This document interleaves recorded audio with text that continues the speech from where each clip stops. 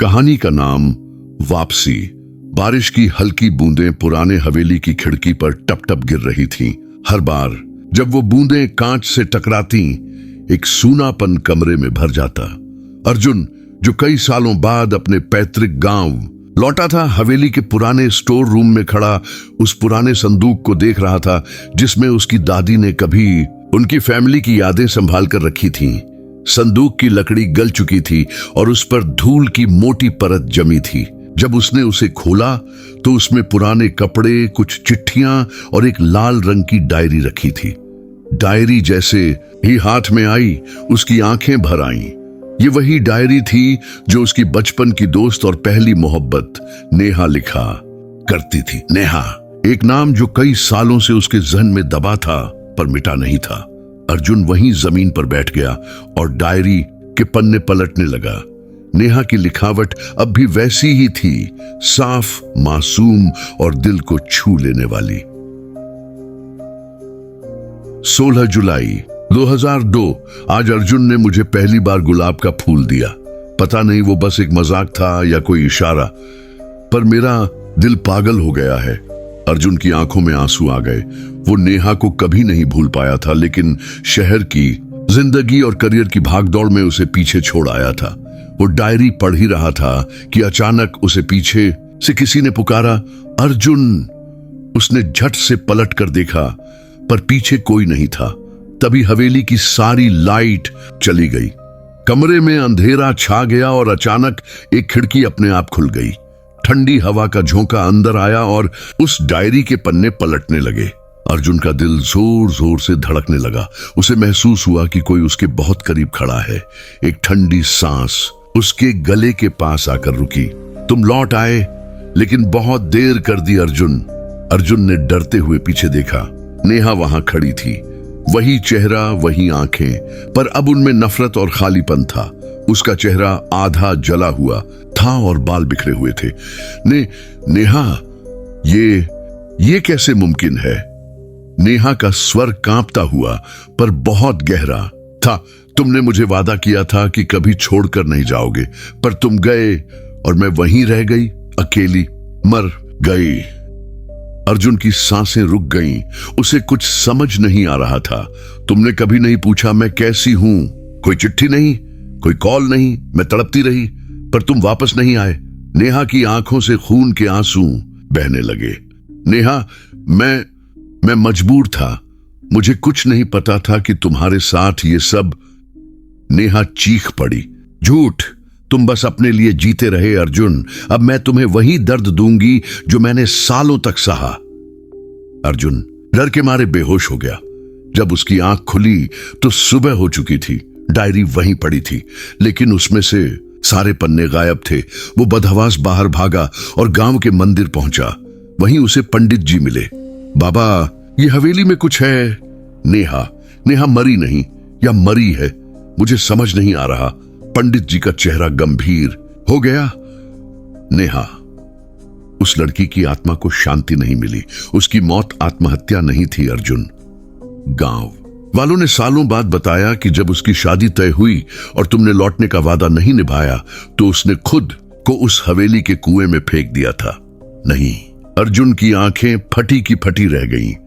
उस दिन से हर साल सावन की पहली बारिश में वो वापस आती है, उसी हवेली में, उसी डायरी को ढूंढने, ताकि उसे पढ़ने वाला कोई उसका दर्द समझ सके। अर्जुन की पूरी दुनिया थम गई। उसने फैसला लिया कि वो हवेली दोबारा नहीं जाएगा, पर किस्मत को कुछ और मंजूर था। रात को अर्जुन के कमरे की खिड़की अपने आप खुल गई। हवाएं तेज थीं और फिर वही आवाज आई, अर्जुन, मेरी डायरी वापस दे दो, वरना तुम भी यहीं रह जाओगे। अर्जुन की चीख से सारा गांव गूंज उठा। अगले दिन अर्जुन की लाश उसी कुएं के पास मिली। डायरी उसके सीने पर रखी हुई थी। पुष्कर को अब हर बात साफ समझ में आने लगी थी। रागिनी की आत्मा उससे मिलने आई थी, अपनी आखिरी ख्वाहिश उसे सौंपने, अपनी बेटी की जिम्मेदारी उसे देने। उस रात जब वो पूजा को सुला रहा था तो उसकी आंखों से आंसू थम ही नहीं रहे थे। हर बार जब वो पूजा को देखता, उसे रागिनी का मुस्कुराता चेहरा याद आ जाता। वो रातें याद आती जब तालाब किनारे रागिनी उसकी बाहों में होती थी और कहती थी, तू जाएगा ना मुझे छोड़कर, पर उसने छोड़ दिया था और उस गलती का बोझ वो आज भी ढो रहा था। अगले कुछ दिनों तक पूजा ने भी अपने पापा में एक अजीब सा सन्नाटा देखा। वो न तो ठीक से खा रहे थे न बोल रहे थे। वो अक्सर पूजा के कमरे में आकर घंटों तक बस उसे देखते रहते, कभी मुस्कुरा देते, कभी खामोश हो जाते। पूजा अब सब समझ चुकी थी।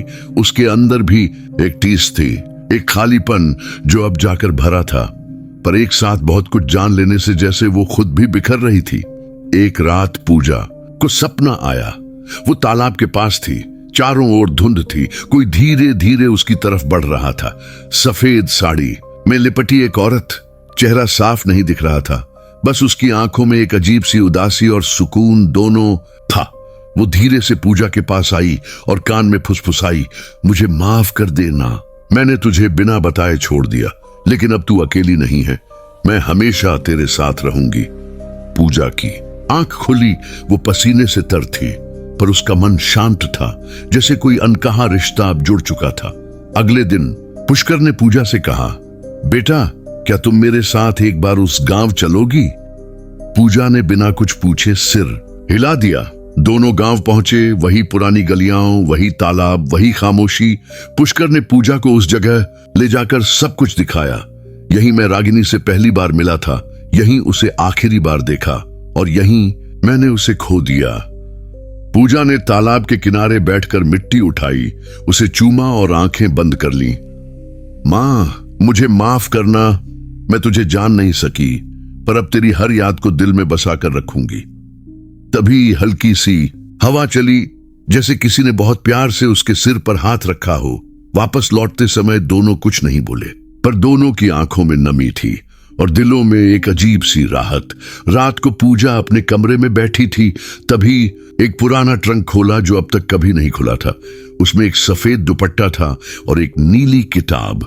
किताब के पहले पन्ने पर लिखा था, रागिनी की डायरी। पूजा ने धीरे धीरे वो पन्ने पलटना शुरू किया। हर पन्ने में एक अधूरी मोहब्बत की चीख थी, हर पन्ने में रागिनी का इंतजार था और आखिरी पन्ने पर बस एक लाइन, जिसे खो दिया उसी को बेटी बनाकर फिर पा लिया। यही शायद मेरी रूह को सुकून देने के लिए काफी है। पूजा की आंखों से आंसू बह निकले। उसने धीरे से वह दुपट्टा उठाया और अपने कंधों पर ओढ़ लिया, जैसे मां की बाहों का एहसास हो रहा हो। उस रात जब पूजा सोई, सपने में वही चेहरा फिर सामने आया, पर इस बार न डर था न धुंध, बस एक सुकून और एक आशीर्वाद, खुश रहना मेरी जान। पूजा की जिंदगी अब पहले जैसी नहीं रही थी। मां की डायरी पढ़ने के बाद उसमें एक अजीब सी परिपक्वता आ गई थी। वो छोटी सी लड़की अब जैसे अपनी मां की अधूरी कहानी को जी रही थी, उसे पूरा करना चाहती थी। पर कहानी इतनी सीधी नहीं थी। एक दिन जब वो अपने कॉलेज से लौटी तो कमरे में हल्की सी गुलाब की खुशबू फैली हुई थी, ठीक वैसी जैसी उसकी मां की डायरी के पन्नों से आती थी। उसने चारों ओर देखा, लेकिन कमरे में कोई नहीं था। खिड़की खुली थी और मेज पर डायरी का एक पन्ना खुला हुआ था, जो उसने पहले कभी नहीं देखा था। उस पन्ने पर सिर्फ 3 शब्द लिखे थे, वो अब भी है। पूजा का दिल कांप गया। क्या उसकी मां की आत्मा अब भी उसके आसपास थी या कोई और ताकत? उस रात नींद नहीं आई।